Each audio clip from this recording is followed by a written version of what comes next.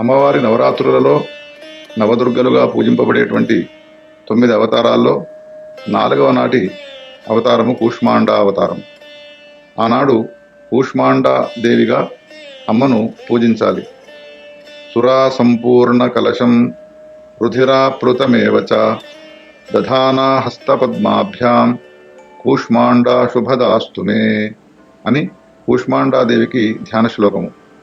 సురా చేత నిండి ఉన్నటువంటి కలశాన్ని, అదేవిధంగా రక్తముతో నిండి ఉన్నటువంటి కలశాన్ని 2 చేతులతో ధరించినటువంటి కూష్మాండాదేవి నా విషయంలో శుభాన్ని కలిగించేదవుగాక అని ఈ ధ్యాన శ్లోకానికి అర్థము.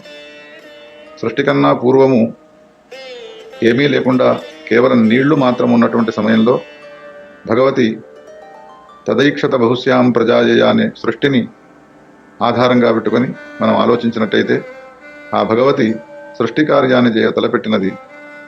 అప్పుడు అండాకారముతో కూడుకున్నటువంటి సృష్టి ఆమె నుండి ఆవిర్భవించినది.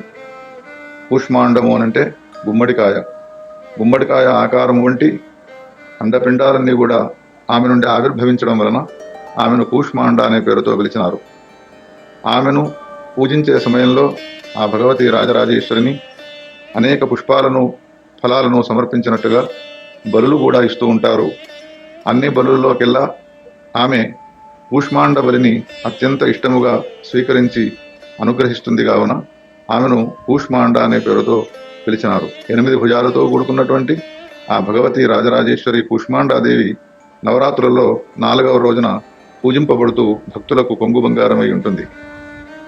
అటువంటి ఆ భగవతిని ఎవరైతే కూష్మాండాదేవిగా ఉపాసిస్తారో ఆయుష్యము, యశస్సు, బలము, ఆరోగ్యము అనేటువంటివి వృద్ధి అవుతాయి. అటువంటి ఆ కూష్మాండాదేవిని మనమంతా కూడా ఉపాసిద్దాం. మహాదేవ.